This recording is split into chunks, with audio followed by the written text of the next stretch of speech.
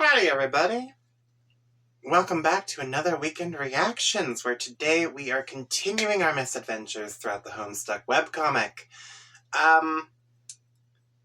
Last time that we were doing this, I couldn't help but notice that, once again, a lot happened and a lot of nothing happened all at once. John died! Killed by one of the trolls in their constant bickering.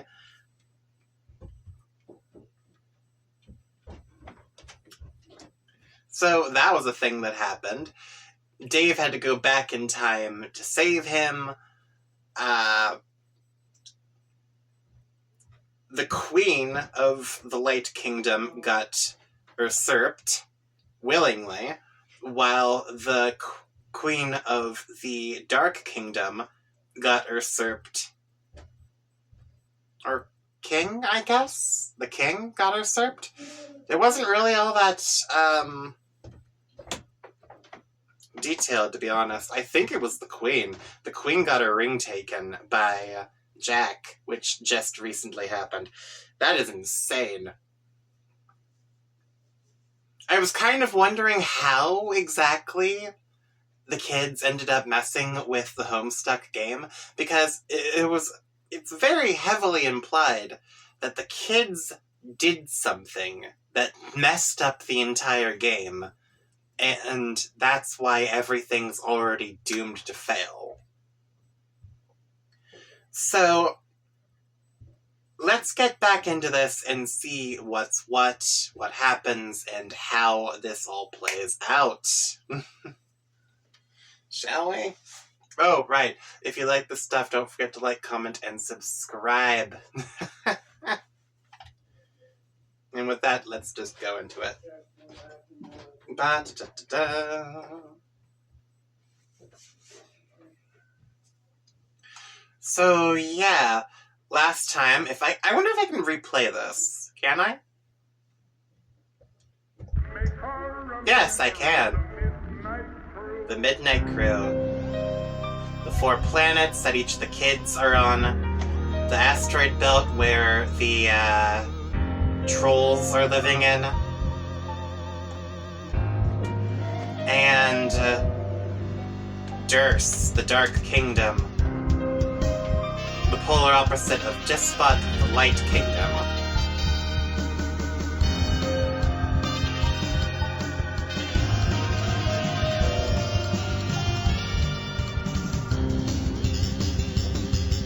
He got so sick and tired of it all that he killed the Queen and took her ring.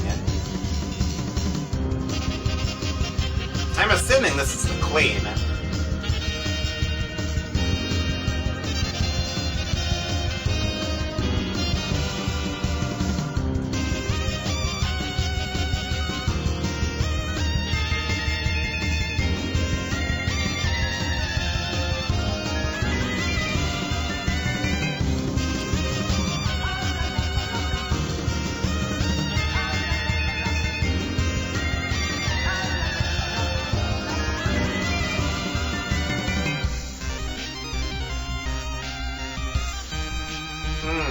Oh yeah, and her room is completely covered in meowing.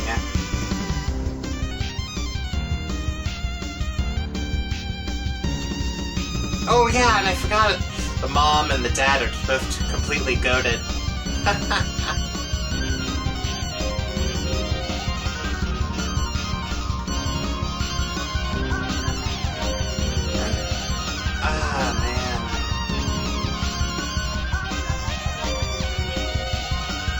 You killed the Queen and took her ring.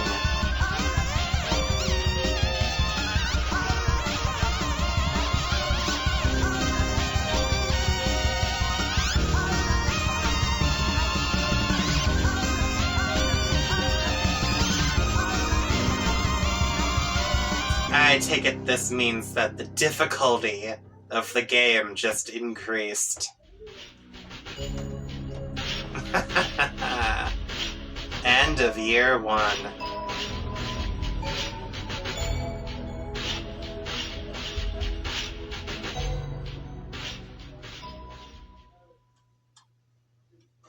So yeah, locate the fourth wall. Oh yeah, this is in Jade's house. It was taken from... Alright. Activate. Oh, hello there. AH. Engage in highly indulgent self-insertion into story. Oh yeah, this is Andrew Hussie, the creator of the comic.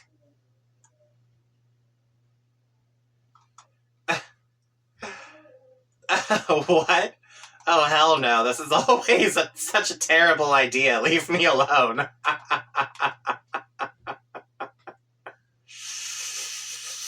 Hello. And I see you're using Jade's thing as the drawing pad. Or did you base Jade's thing off the drawing pad? Okay.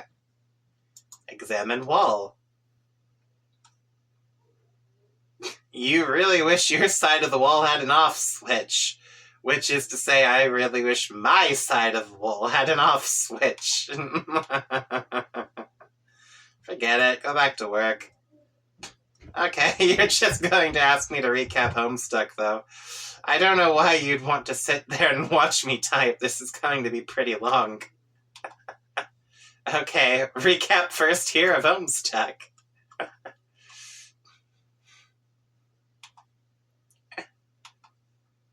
Oh, can I actually read this?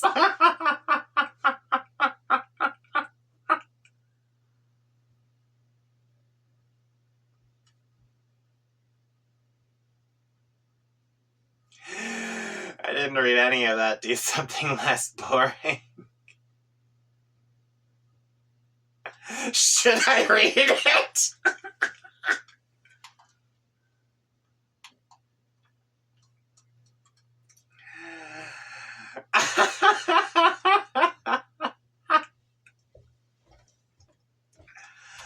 Okay, hold up. Let me just keep track of the time here.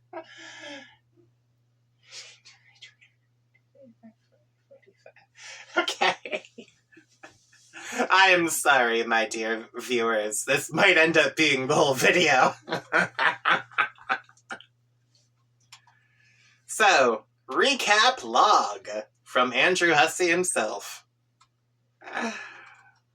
Homestuck began on April 13th, 2009, the 13th birthday of our chief protagonist and future Boy Skylark, John Egbert. 3 days prior was supposed to be the day he received the Spurb beta in the mail, but it was running late. It showed up later that afternoon, and after overcoming a variety of domestic adversities, he retrieved the game, along with a birthday package from his internet friend Dave Strider. John soon established a game connection with another friend, Rose Lalonde, who'd spend the day badgering him about playing with her, after unsuccessfully attempting to convince Dave to play. Upon connecting, Rose was able to manipulate John's environment, move his furniture around via cursor, and restructure the shape of his room. John was unable to do this to Rose's environment, however. He'd installed the client copy of the beta and required the server copy for that. The server copy was trapped in his dad's car along with a birthday package from another friend, Jade Harley. Jade messaged John inquiring about the package.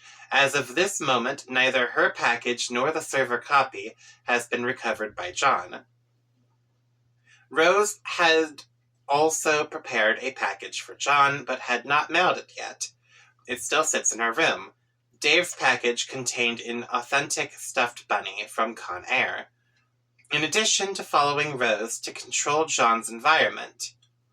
Spurb provided an array of devices Rose deployed throughout John's house. These devices used together provided a system by which the players could manufacture any item using the code on the back of that item's capture log card, which they gathered if they gathered enough grist to pay for it. Later, they would learn to combine item codes to master the art of punch card alchemy, whereby items could be fused together in purpose and design. Oh, this is very lengthy.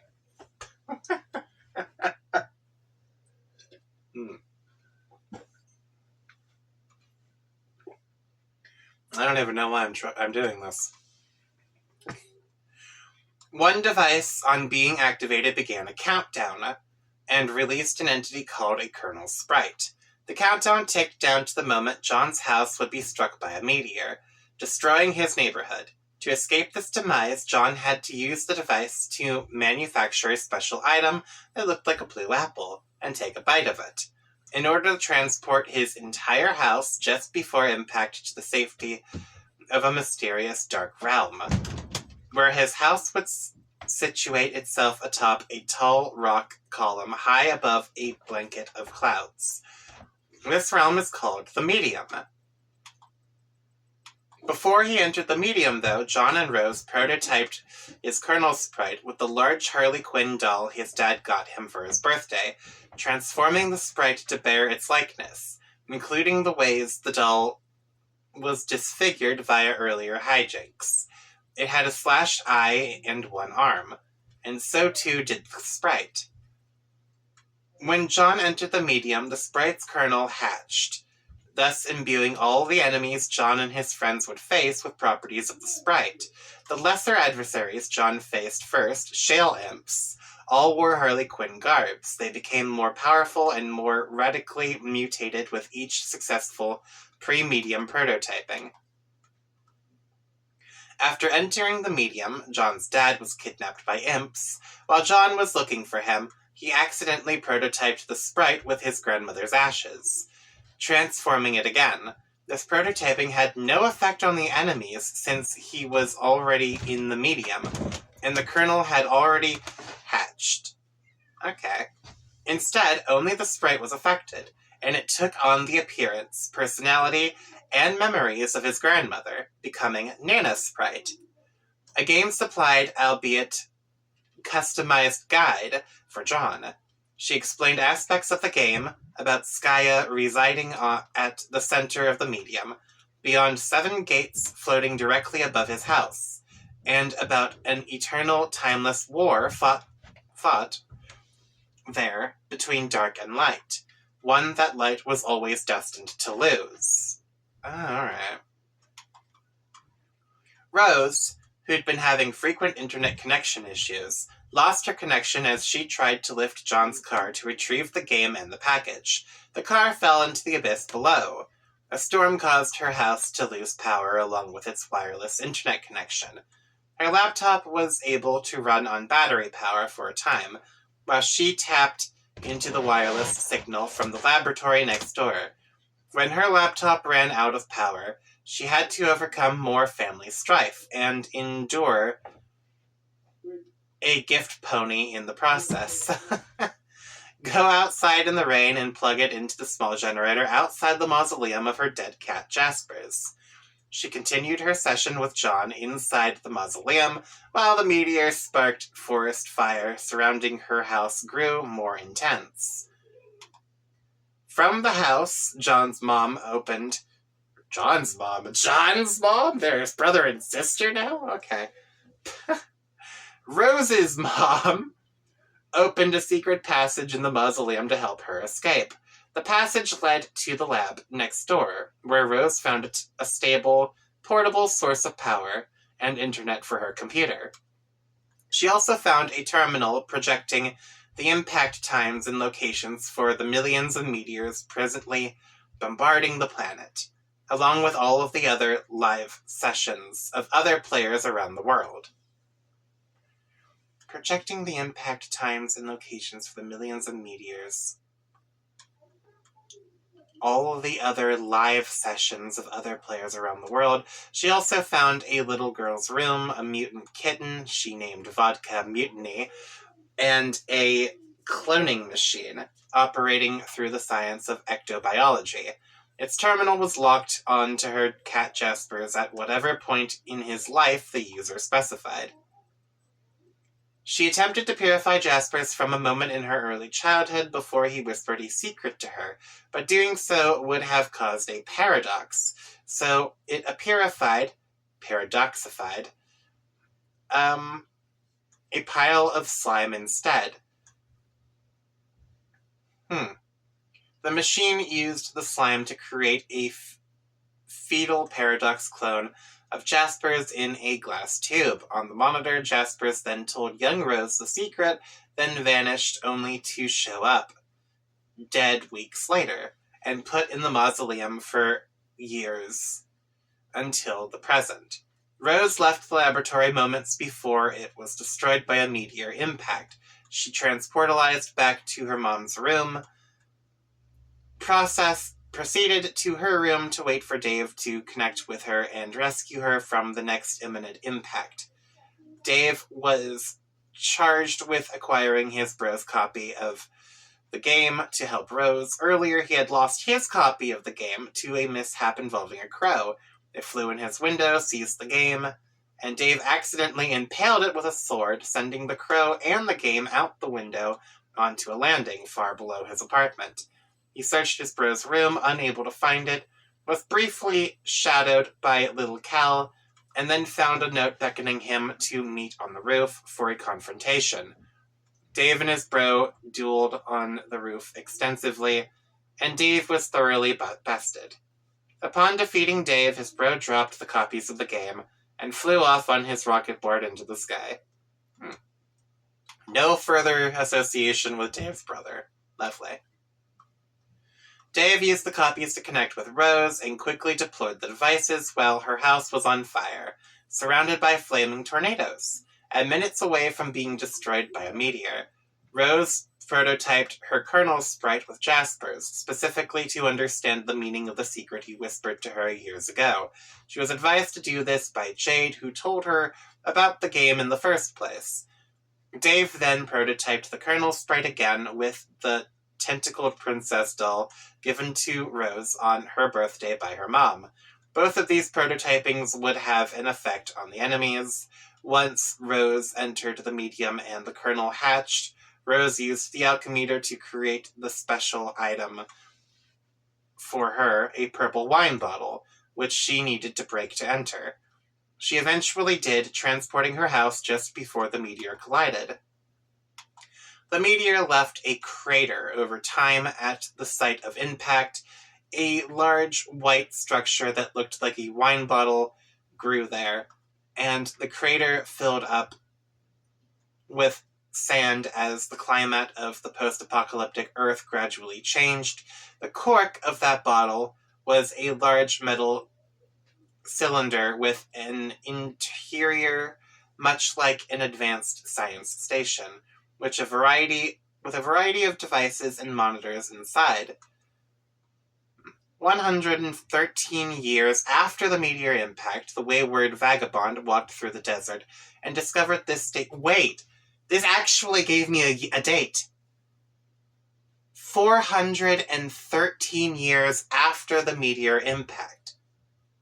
I had no way of knowing how long time had passed while reading the comic.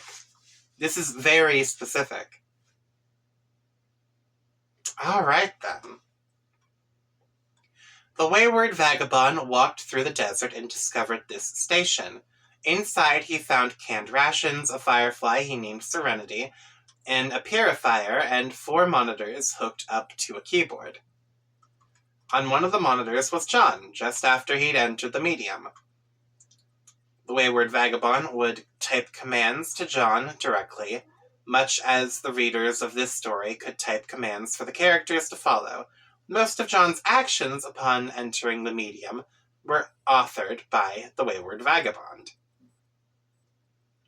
until he became preoccupied with other activities, such as building a town out of cans, playing chess with cans, and drawing chalk murals depicting the cosmological arrangement of Skya, the medium, the light and dark planets known as Frostbite and Durst, and the 4 planets the kids would each occupy upon entering the game, called the Land of Wind and Shade, the Land of Light and Rain, the Land of Heat and Clockwork, Dave, and Jade's planet, which is yet to be seen. Alright. He also activated a countdown in the station, which caused it to blast out of the crater and fly to designated home. coordinates. Along the way, it passed over the sand-filled crater that was the impact site for John's meteor on the other side of the continent. John's meteor had caused a giant white tree to grow in the crater. The tree grew an apple-like station from a branch, which fell to the sand. The peregrine mendicant found this station. Okay. After Wayward Vagabond flew overhead, the peregrine mendicant activated her station's homing feature as well, which caused it to fly to the same destination. Along the way, she used her terminal to attempt to command Jade, who, from the perspective of the terminal, had just arrived in the medium. This caused the terminal to explode for unknown reasons, leaving a hole in the station. One of the station's robotic worms recovered one of the peregrine mendicant's falling mailboxes, and she befriended it after earlier slaying another one with her black Regisword. What a weird term for that. Wayward Vagabond landed at the site of the ancient frog ruins across the now dried-up Pacific Ocean. The site was once the island where Jade lived, but nothing of the island remained except for the ruins. The mountain her house was on and the volcano next to it were replaced by a large empty chasm. Okay, the mendicant landed shortly after Wayward Vagabond and they met. They were confronted by the aimless renegade, who fired at them from the frog ruins with old weaponry he'd been hoarding once belonging to Jade's grandpa. Millions of years ago, the frog ruins grew from a crater struck by a meteor that emerged from a spurb portal in space. Jade's radioactive, omnipotent, space-warping dog named Bequirrel emerged from this crater as well. Jade's grandpa pioneered this island and built the house Jade lives in. Her grandpa has been dead for many years and stands stuffed in front of the fireplace. She has been looked after by her dog, who she calls Beck. She begins the day with several tasks to accomplish: to feed Beck and to retrieve a birthday package mailed by John. She irradiates a steak and heads outside to the site where the package will be dropped. She knows it will be dropped there because one of the reminders she wears on her fingers jogs her memory about it. She wears them to keep track of the many things she knows about the future through dreams. She falls asleep frequently and spontaneously. When she sleeps, her dream self is awake and living on the moon that orbits the light planet Prospect. Okay.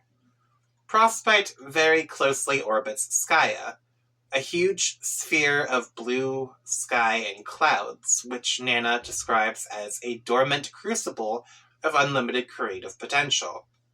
When Prospect's moon eclipses Skya, it drifts into Skya for a time, mingling with the clouds. Dream Jade then witnesses many past and future events in the clouds while asleep. She is often confused about what is real and what isn't. When she wakes up, she pieces together future events from her memory of the cloud visions and from logs recorded by her Dreambot. Her Dreambot is a robotic surrogate that activates while she sleeps in her bed.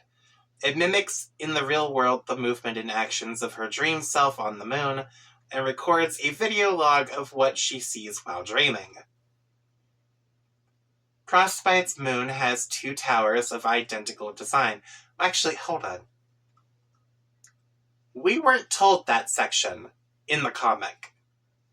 So the robot's actively recording everything that she witnesses in the dream? That's horrifying. Alright. Prospect's moon has 2 towers of identical design, and similar design to Jade's house. Dream Jade lives in one tower. Dream John lives in the other. Dream John is still asleep, and John has no knowledge of the dream world, which is to say, the entire game session he would initiate on his 13th birthday. That's gotta bite. When he goes to sleep, instead of waking up on the moon as Jade does, he remains slumbering in his dream room, tormented by his subconscious. This torment is expressed when he sleepwalks and draws troubling scribbles on the walls of his room. When awake, he cannot see the scribbles as his subconscious suppresses his awareness of them. It is not until he has a perception-altering revelation about his dad does he begin to see them. He initially believed they were new additions to his room, perhaps scrolled by imps. However, they were present long before, visible in his room while he prepared Jade's birthday package months ago. Yeah, I remember seeing that. When it showed the calendar, it also showed the scribbles in the background. John prepared a package for each of his 3 friends, whose 13th birthdays were December 1st. Yes, okay, so they all turned 13 in December. December 1st, Jade, 3rd, Dave, and 4th, Rose. Okay, so I got that right. Awesome. He gave Rose a knitting set, and she then took an intense interest knitting. He gave Dave the pair of shades Ben Stiller wore in Starsky and Hutch, which he wore from then on, replacing the shades in the style his bro wore. He gave Jade a blue version of his own ghost shirt and some pumpkin seeds to help her replace the pumpkins that kept disappearing from her garden. But she did not receive this on the birthday John intended. She received it in the past, on her birthday when she was very young, causing her to take an interest in gardening in the first place, to take a liking to blue apparel, and to eventually befriend John over the internet and lead him, Rose, and Dave down a path where they would ultimately play this game together. Jane did receive his package in the present as planned, but immediately took it to another location where it disappeared. Wayward Vagabond in the far future purified it from the location on accident. The package contained further instructions for him. He was to bring it to PM, and she was to use her station's sendificator to send it to another place and time. After she did this, the package appeared in front of young Jade on her birthday. Jade orchestrated the sequence of events through knowledge of them by her cloud visions. Alright. She orchestrated similar events for the package she sent to John, plotting the Circassians. I don't know how the word is. Circuitous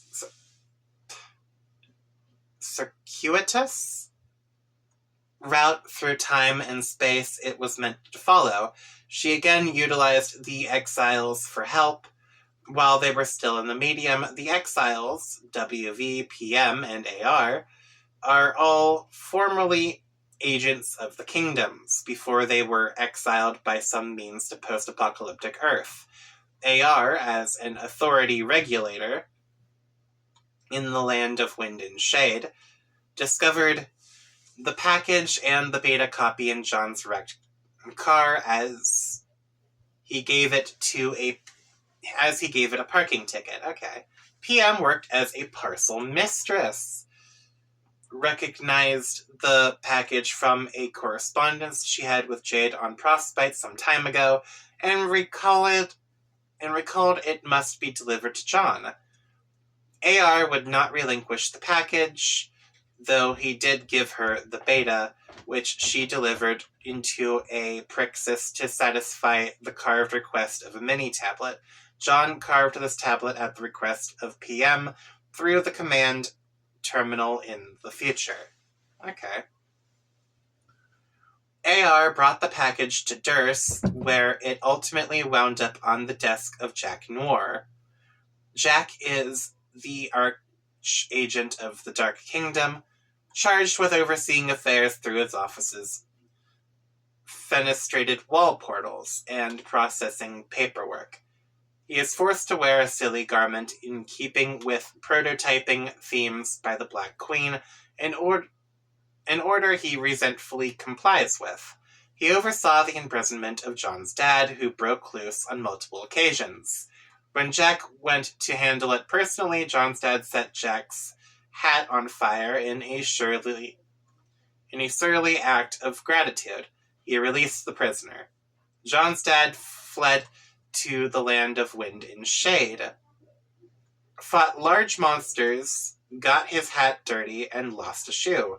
He then carved tablet requests for new ones, which John filled via Praxis, unaware of who requested them. Alright. PM followed AR to Durst in hopes of retrieving the package. After wandering around, she encountered the Black Queen on her throne. Both the Light and Dark Kingdoms each have a king and queen. The queens sit on a throne on Frostbite and Durst, respectfully ruling the planet. The kings command armies on the battlefield, located at the center of Skya. Oh, alright. Okay, that kind of makes Geolog... Ugh, I can't say words. Okay. Where was I?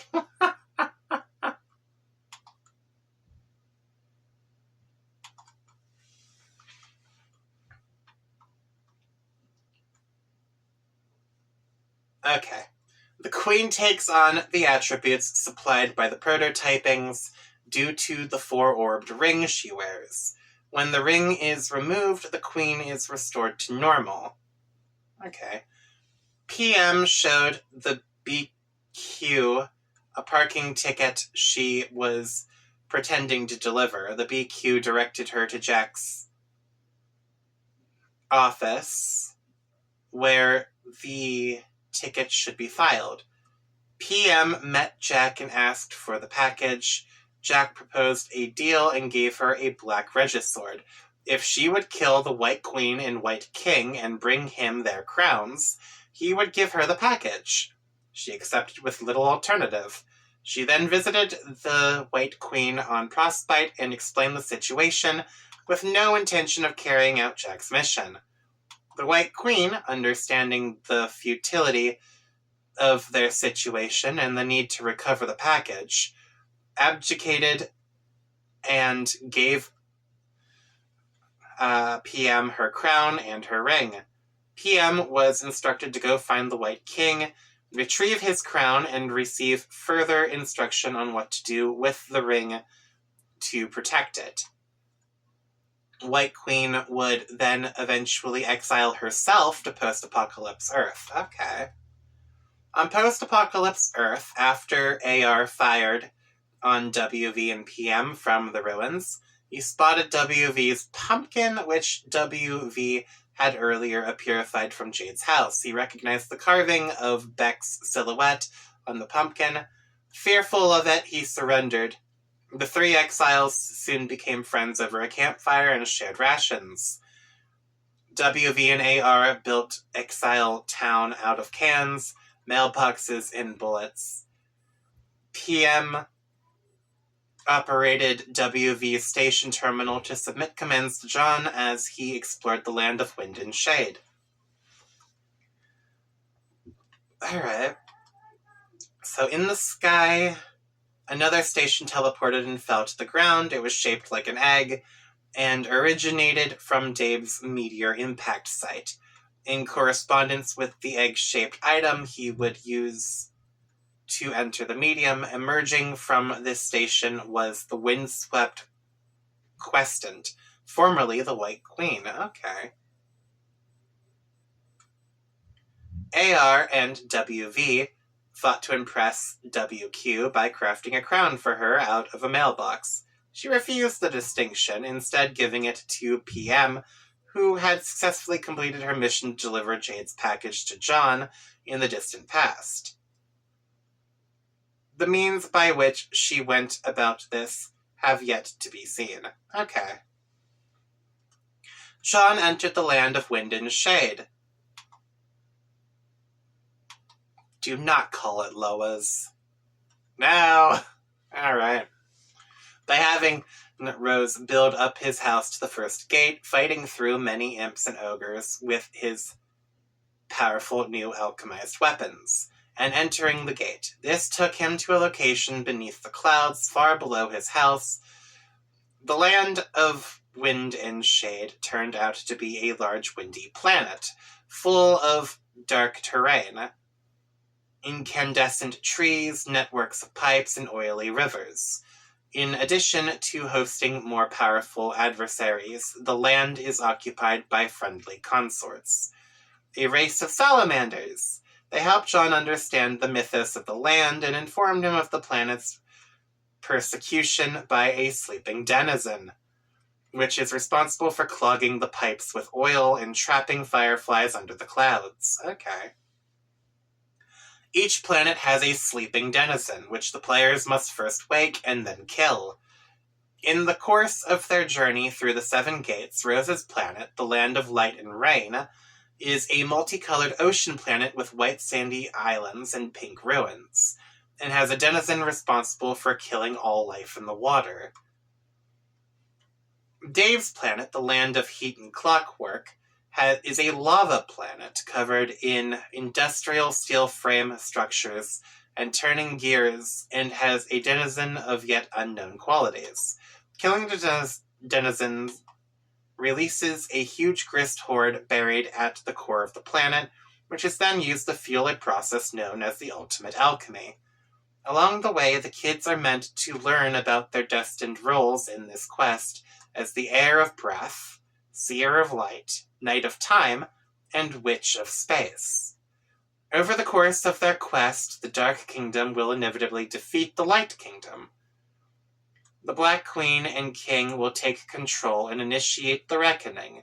This affects a belt of meteors called the Veil, which orbits far from Skaya, between the 4 planets and Durs, and is host to various lab facilities used by the kingdoms. The Reckoning causes the meteors to descend on Skaya, ultimately destroying it, unless the Black Queen and King can be defeated in time. Skaya, however, buys time by opening defense portals to catch many of the meteors, redirecting them elsewhere in space and time. Are these the same meteors that crashed down on Earth? Oh no. So Skaya sacrificed Earth to save itself? This is the generic template for the way the game is supposed to proceed. It can deviate from this model, however, depending on the actions of the players, and the details of the game.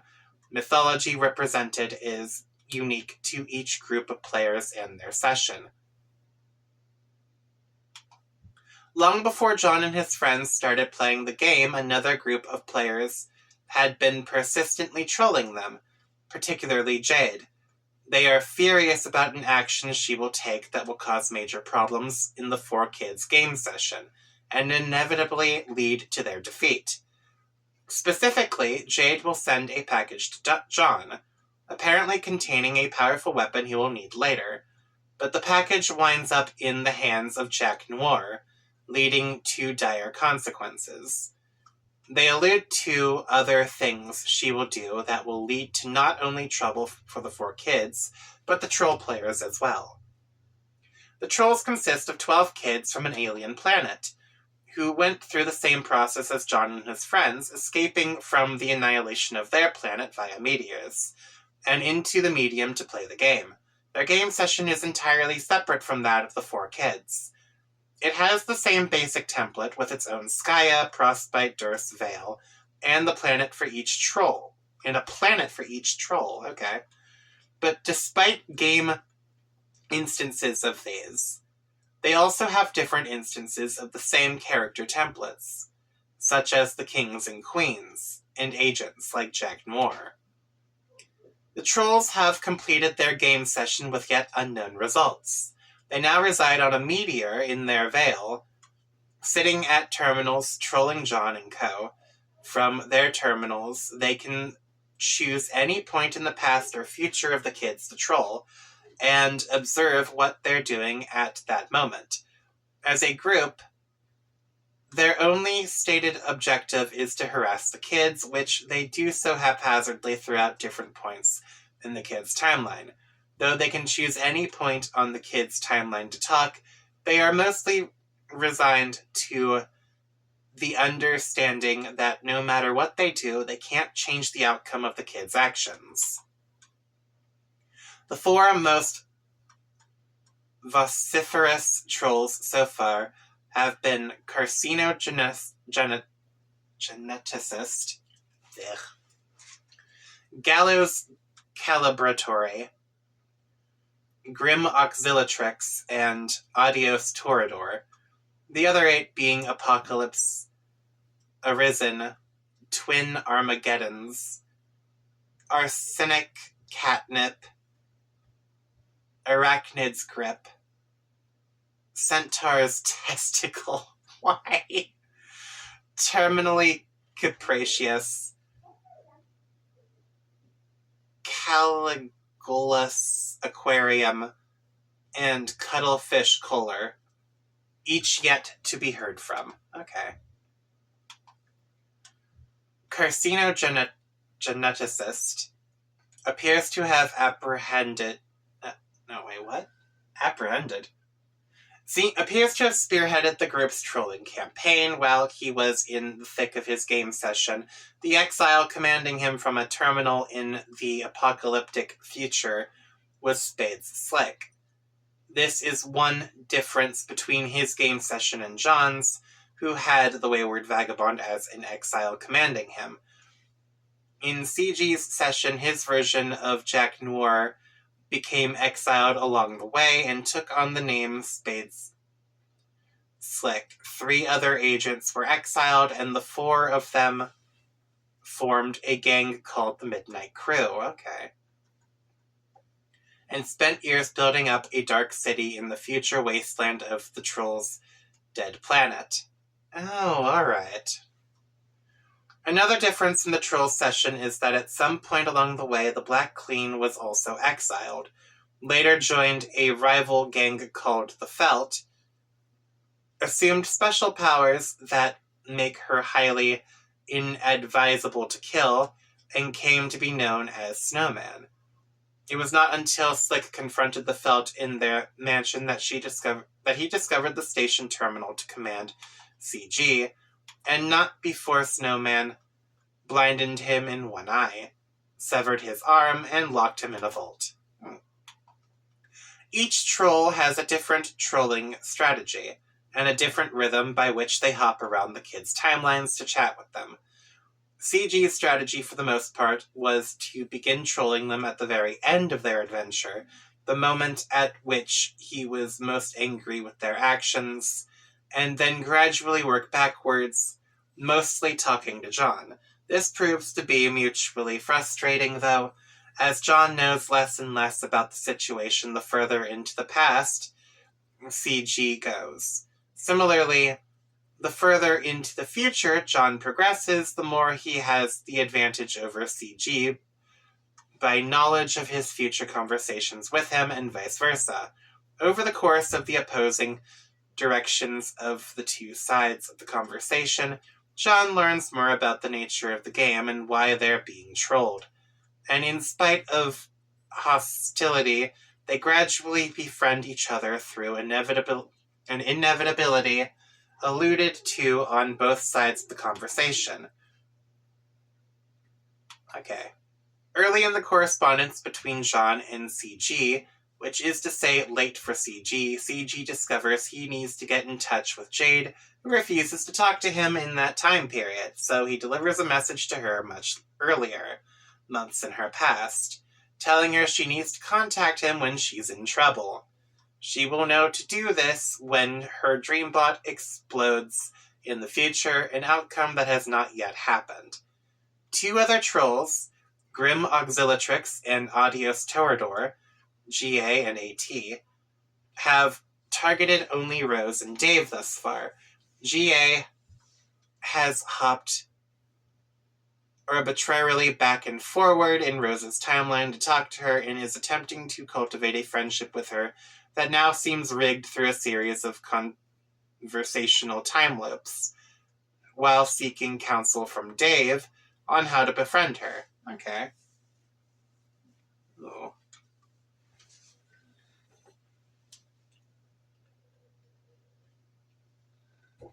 Ooh.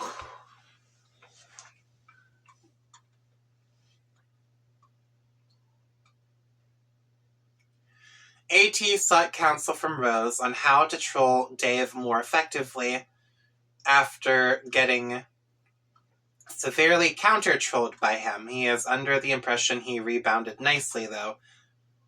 Okay. Gallows Calibrator, okay, has stayed mostly linear in her trolling patterns and has done so under the guise of helping the kids on their quest. She convinces John to take a shortcut through his land, shows him the denizen's palace, leads him to warp back to his house, then shows him how to fix the faulty rocket pack he made earlier through an alchemy mishap. She tells him to use the rocket pack to fly up to the 7th gate, enter the denizen's palace, and kill it in its sleep. He complied with this and flew through the 7th gate in spite of reservations from Dave, who'd just entered the medium the moment before John took off. GC also assisted Rose just after she bested an ogre with ease. She counseled her on understanding her role as the Seer of Light and the meaning of the voice in her head as an exile, issuing commands from a terminal. In her case, it was the exiled White Queen, issuing commands from the egg-shaped station in the future.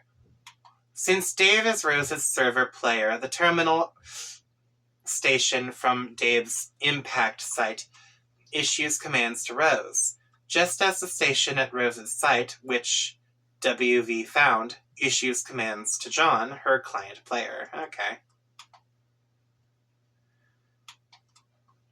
After conversing with GA, Rose found Jasper Sprite and interrogated him about the secret which she found so maddeningly mysterious years ago. He explained elements of the mythos of her land and how she'd need to learn to play the rain to produce the musical analog of a genetic code to reinforce life into the ocean. Or reintroduce life into the ocean, okay. In response to her question about his secret, he simply replied, "Meow." She mistook this for more nonsense, but it was in fact the secret he told her years ago. The 4 letters sequence meow unlocked a genetic code in her subconscious, which she would spend years scrawling on her wall, using those letters in place of the typically used GCAT letters, while completely oblivious to the scrawlings and their meaning, just as John was. As Jasper said, she would understand their meaning when her dream self wakes up. Okay.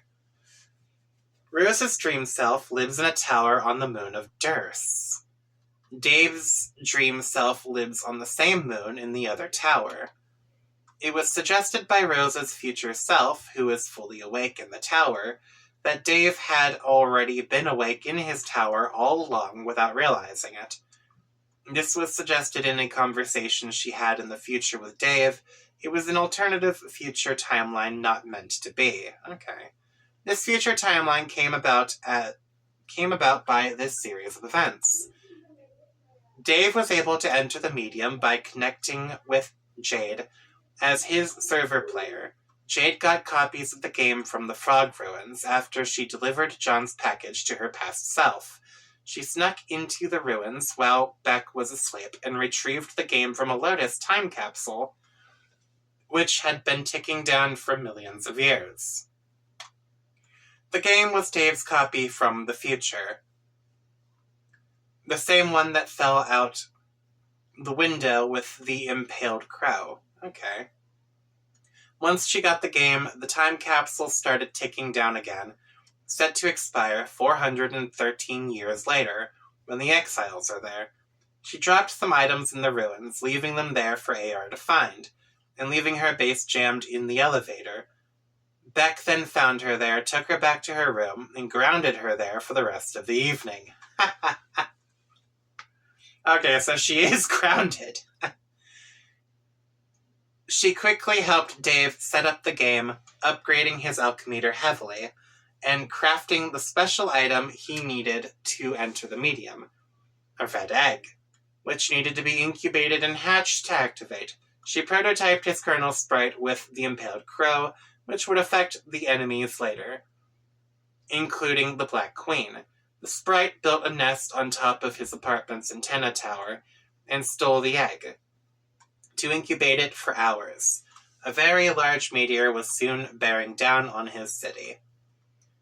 Dave then entered the medium through a series of unseen events. Jade was asleep, thus forbidden by Dave from interacting with his environment at all. Jade complied for fear of retribution. Dave was faced with the crow sprite, which appeared to be suggesting his prototype. He prototyped it again with the remains of Little Cal. Dave consulted with John on this, who was about to rocket up to the 7th gate. John had no advice and proceeded up through the gate against better judgment. Okay. Dave prototyped the sprite with Cal. John entered the palace, presumably found the denizen, and was easily killed by it, as was the intent of GC's trick on him. This meant John could not establish a connection with Jade to rescue her from the looming meteor, and Dave and Rose lost contact with her, presuming her dead. Dave and Rose then spent the next 4 months in the medium, advancing as far as they could, to collect information before Dave decided to travel back in time to change events. Dave used his timetables to go back to the moment he was about to prototype with Cal.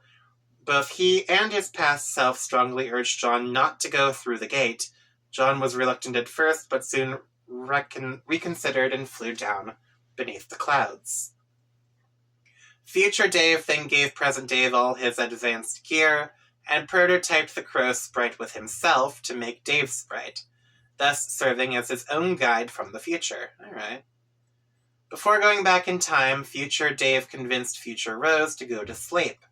He suggested her dream self would be unaltered by the timeline shift, and in her dream state she would remember the events from the future. When Dave went back, Rose's future dream self assumed the position of Rose's present dream self. Rose fell asleep, and on Dursa's moon, she instantly woke up. She then saw all the genetic scrawlings she did in meow letters and understood their meaning. Okay. Meanwhile, on Dursa below, the Black Queen again insisted that Jack Noir abide by the dress code. He refused, and the Queen threatened him. He picked up Jade's package to John, removed what was inside, and used it to slice her ring finger off. He then killed the Black Queen, put on the ring, and donned the full upgrade supplied by the 3 prototypings. He then became Jack Spur's Normal Crow, which is a name I just made up now. And then after that, you started watching me type in this ridiculous study I photoshopped for myself with my cool horse painting propped up in the background. Alrighty.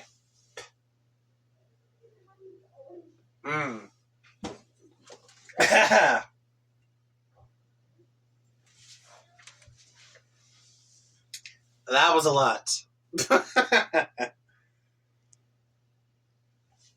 But I do appreciate how much detail was put into this, because it answers several questions that I had.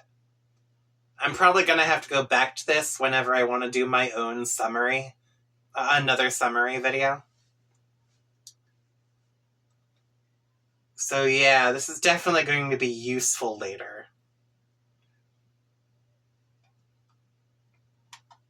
Okay. Pretending I didn't read any of that, do something less boring.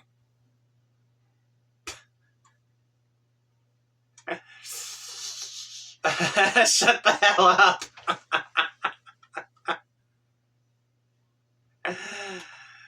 It's okay, I actually did read all of that. Retrieve arm from the background. Huh? Oh, Cal, please, not now.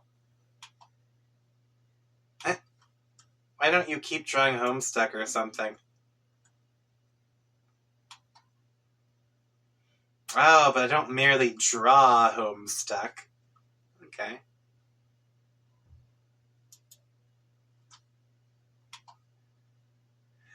Oh, I see. He's lost his mind. Actually, this would make a nice poster. I conjure this intrepid fantasy-scape with tears bled from the wisdom-weary eyes of 50,000 imaginary magicians.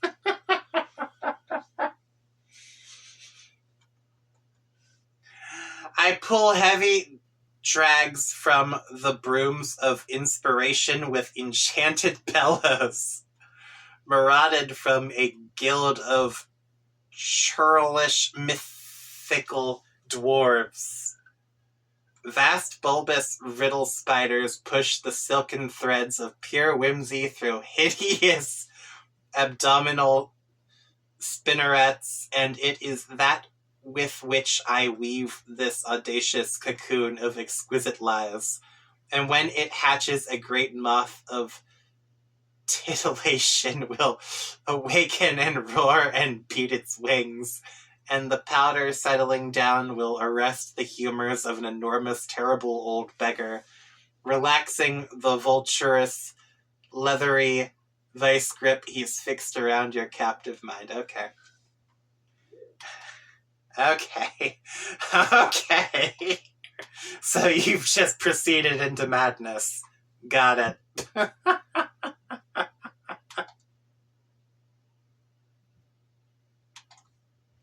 This is stupid. Stop being a wise ass and get drawing.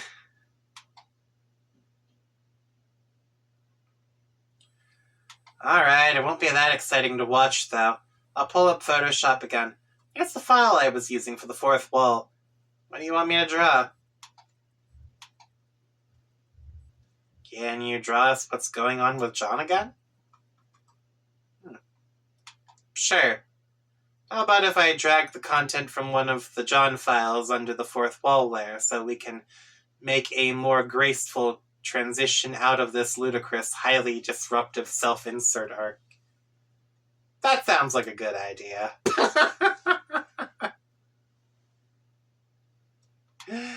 Okay. Oh, and then you can type something like switch walls view to show us what's going on with John. Here, I'll prepare the GIF file for that. It'll just take a few seconds. Go ahead, say that. Switch walls view to show us what's going on with John. Nice.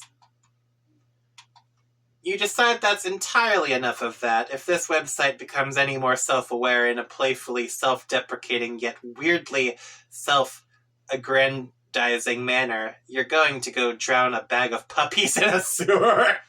What?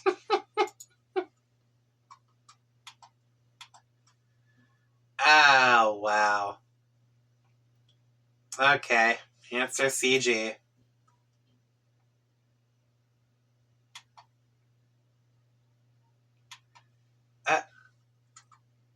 Okay. What's this? It's your world map, with your second gate labeled, so you can go there. Oh man, let me drop everything and go there, because I am in such a huge hurry to take more of your advice. John, please, give me one of your human breaks. I feel awful about killing you, even though technically you never even died, so I don't know what you're bitching about. Yeah, well, Dave said I did, and I believe him. That is because he and you are best pupa pals for life. Can't I be your pal too, John? I don't know, I thought you were okay for a while, but now you're just kind of giving me the creeps. Jeez.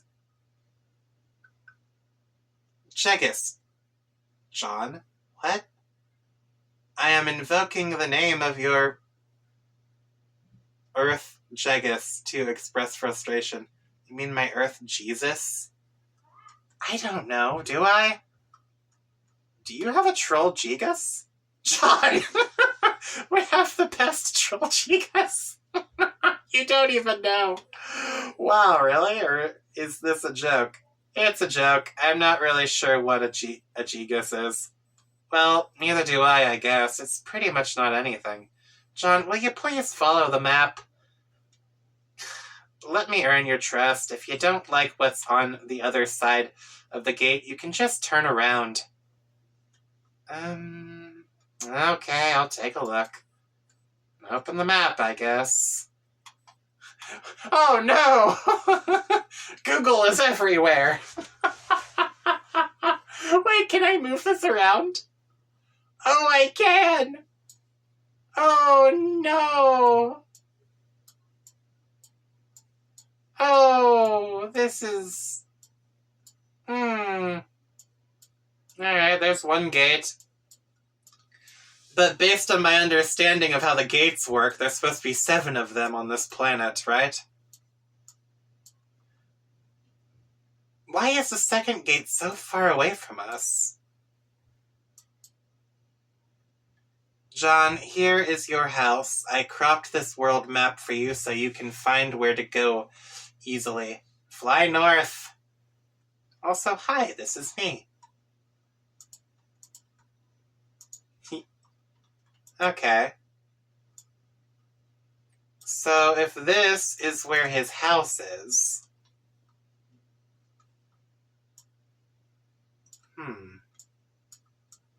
And this is the second gate.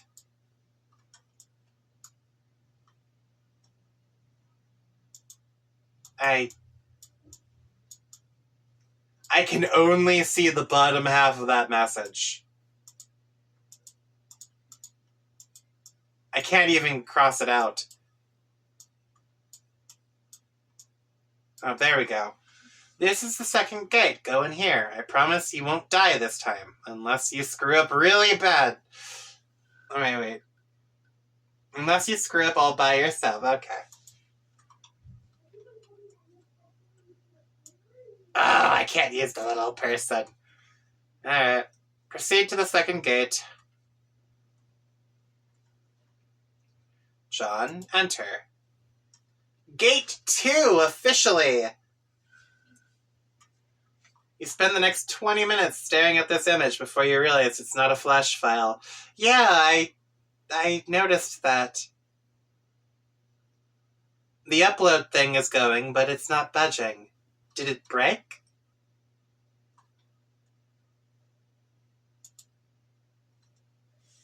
That's unfortunate. I enjoyed those little flash files. Okay. Oh, God, the second gate sent him to Rose's world.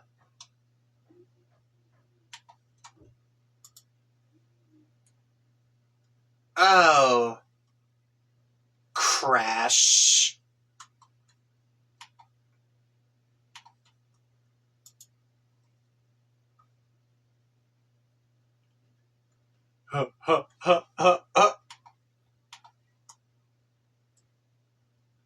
Jean, get up. Despite the pandemonium of your entrance, Rose is still sound asleep. She must be really tuckered out. It looks like this little guy is awake and ready for action, though. He is adorable. You decide to name him Mr. Meowgun Spengler. Okay.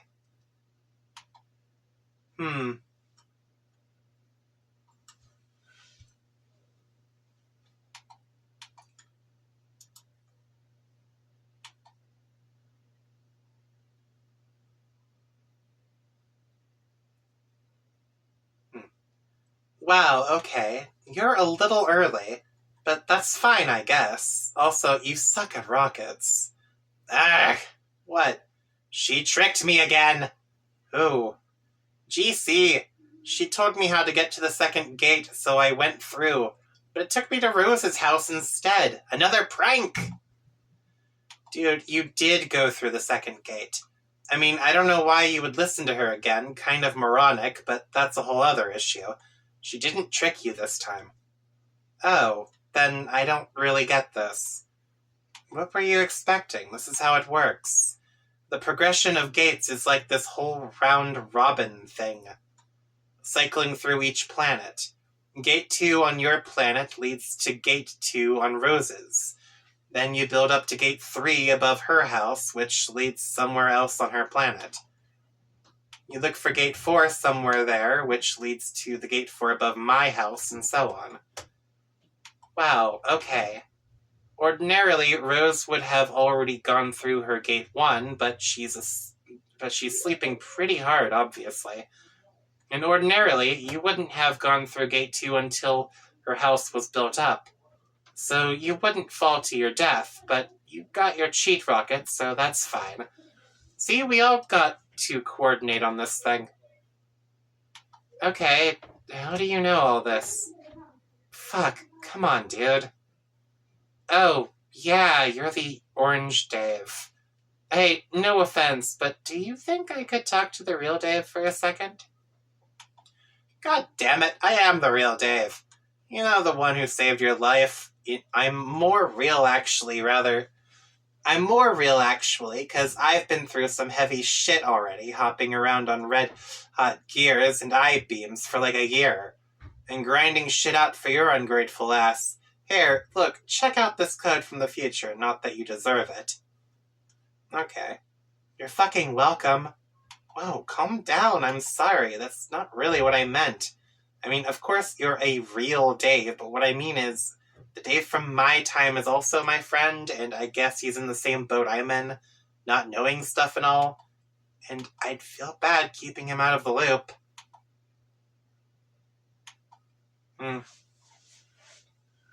You. Oh, hey, I think I pissed off your future self. What did you do? I said he wasn't the real Dave. I think I might have really hurt his feelings, though. Don't worry about it. Why not? Because I wouldn't give a shit, and he's me. Okay, I'm in Rose's room, by the way. What? Really? Yeah, but she's asleep. Okay, don't go anywhere. I'm coming down to the computer. Okay. Dave is here. He wants to use the computer, probably to help you scoop out Rose's room and snoop and stuff. I mean, that's what I would have done if you were alive. So I'm gonna go. Use these flappy ghost wings and tear shit up in space or something. Sure. Hey, Dave. What? In case I forgot to say so before, thanks for saving my life. Yeah. Oh. John. Snoop.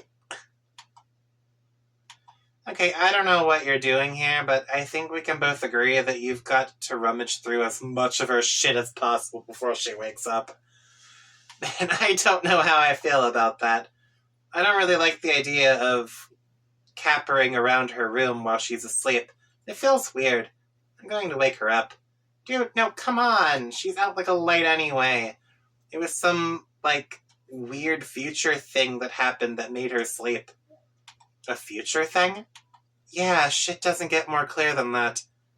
Well, yeah, she won't wake up. So I guess so, but I'm not snooping. Fine, don't.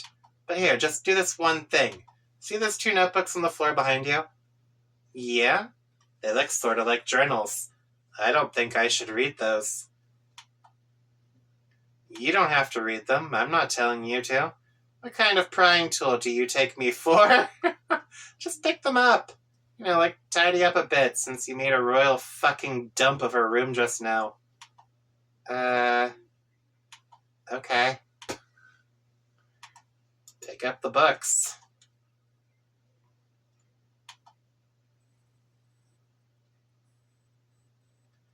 Now I need you to do something else. This is important, for important game reasons and stuff. Take the card the books are on, flip it over. so you can see the code. Wait a minute, I see what you're trying to do. I won't tell you the code for Rose's books. Dude, you don't have to tell me the code, just flip it over and let me know if there's a code there at all. And let me know if there's a code there, that's all. Okay, I guess. Yeah, there's a code. Alright, cool. You can ditch the books now if you want. Maybe put them back on the floor so Rose doesn't think you were snooping. Seriously, you've got some grubby fingers, bro. Why don't you mind your own business there? What is even with you? Dave, I think all this laughing made me poop in my pants too hard. Isn't that your birthday package there? Oh yeah, I think it might be. Maybe you should look at it. I don't think it counts as snooping since it's technically yours.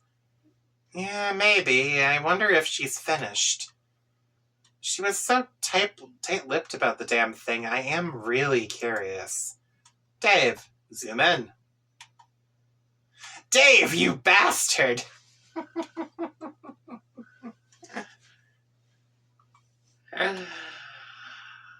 Oh, wow. And you are floating. You know, okay, hold on. There is something about this that I'm curious about now. Jade is semi-psychic because she's constantly getting exposed to the eclipse when Despot's moon flies into Skaya.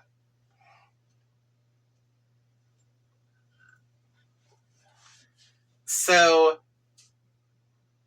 that would explain why the others don't really have any ability, because... No, that doesn't explain anything, because technically John should be flying into Skaya as well. So is his lack of foresight just because he's not awake? In the dream world, or whatever this is?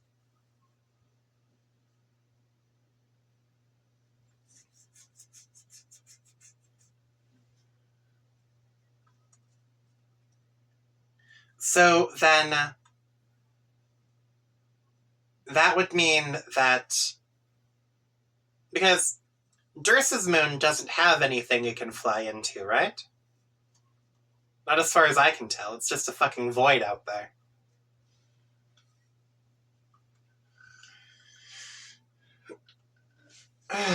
Alright.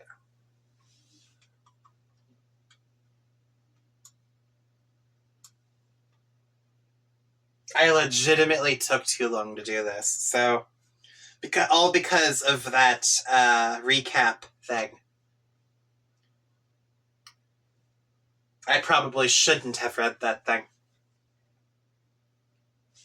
So, yeah. I kind of have to call it quits here now. Because this is taking longer than it was intended to. So, I've got a lot of information dumped onto me. Most of it I already knew, half of it I suspected, some of it I didn't know.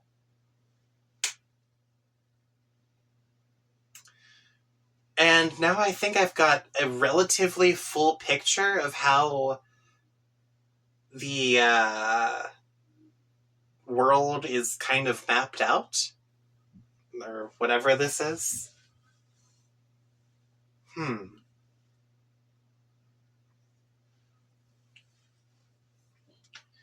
So, okay.